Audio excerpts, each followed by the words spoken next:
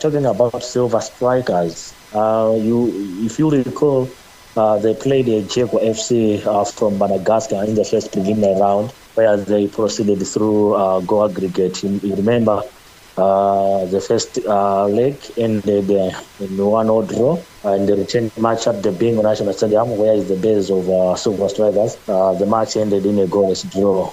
So Silver Strikers went through.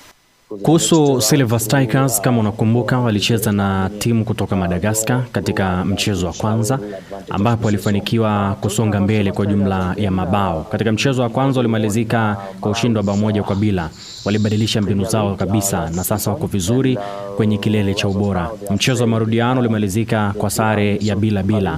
Hivyo Silver Strikers walipenya hatua inayofuata kwa faida ya jumla ya mabao. Kuhusu Silver Strikers tena, unajua walishinda ligi kuu ya Malawi msimu uliopita na kwa sasa wako salama.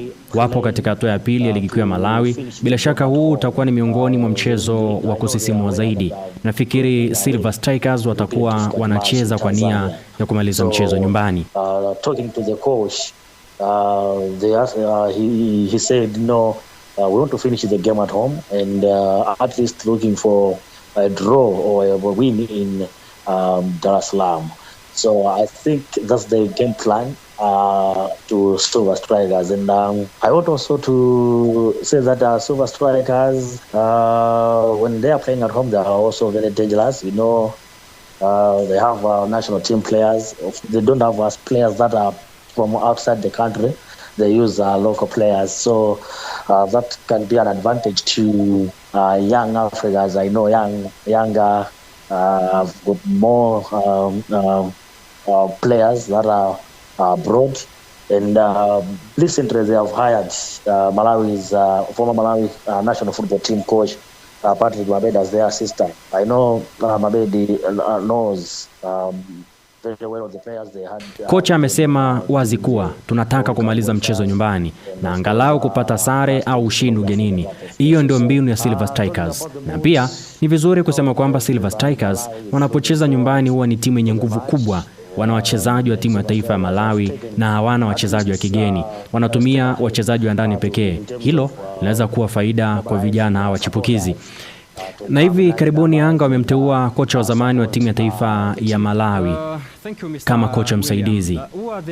Anajua vizuri wachezaji, hasa wale waliocheza katika michezo ya kufuzu kombe la dunia, na mwaka huu wamefanya vizuri kufika kwenye ligi ya mabingwa pia barani Afrika. Kwa upande wa hali ya hewa na hisia nchini Malawi, watu wengi wanatazamia kwa hamu mchezo huu. Silver Strikers wamechukua hatua kubwa ya kuhamasisha mashabiki ili waje kuishangilia timu yao.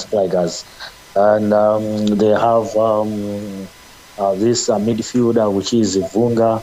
They have defender Max Ropaipi. Kuhusu wachezaji wa kutazama zaidi, tunaye mlinda mlango wa timu ya taifa ya Malawi, George Chikoka, ambaye anatarajiwa kusimama golini kwa Silver Strikers. Tunaye kiungo Ibunga, lakini pia tunaye beki na mshambuliaji Benuel Kachinji.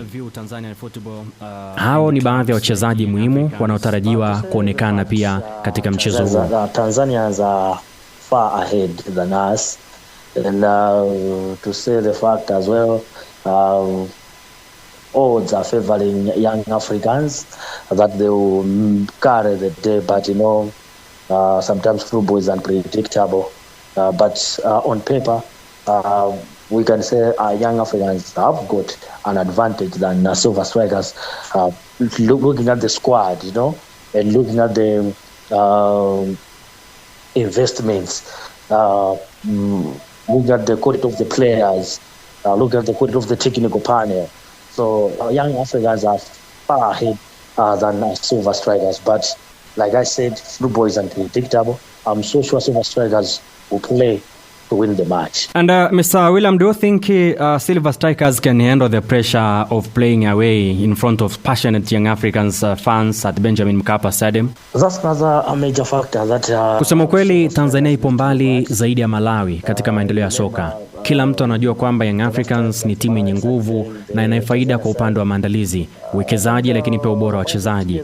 Kwenye karatasi, Yanga ina nafasi kubwa zaidi ya kushinda dhidi ya Silver Strikers, lakini soka litabiriki, lolote linaweza kutokea. Silver Strikers wana wachezaji wazuri na bila shaka watapambana kutafuta ushindi. Simba did was to finish the game at here in Malawi before traveling before the 10 match in Tanzania. So kuhusu mashabiki katika uwanja wa Benjamin Mkapa, hilo ni jambo muhimu sana ambalo Silver Strikers wanapaswa kulizingatia. Unakumbuka mara ya mwisho timu kutoka Malawi ilipocheza Tanzania ilikuwa takriban miaka 6 iliyopita, wakati Nyasa Big Bullet walipocheza dhidi ya Simba Tanzania katika uwanja wa Benjamin Mkapa. Nyasa walicheza vizuri sana nyumbani, lakini walijipanga vyema katika mchezo wa marudiano. Na uhakika pia Silver Strikers wanaweza kuhimili presha hiyo, ingawa haitakuwa rahisi. Wachezaji wengi wamepata uzoefu wa kimataifa kama George Chikoko na Maxwell ambao ni wachezaji wa timu ya taifa. Mr. William, what are the strengths and weaknesses of Silver Strikers that Yanga might try to exploit? Kuhusu udhaifu na nguvu ya Silver Strikers, siwezi kusema mengi kuhusu hilo kwa sasa, kwa sababu kila kocha huwa na mpango wake wa mchezo kwa siku husika. Lakini ninachokijua ni kwamba Silver Strikers ni mabingwa watetezi wa Malawi na wana mpango bora wa mchezo kwa mechi zijazo. I think they have a better game plan for this coming match.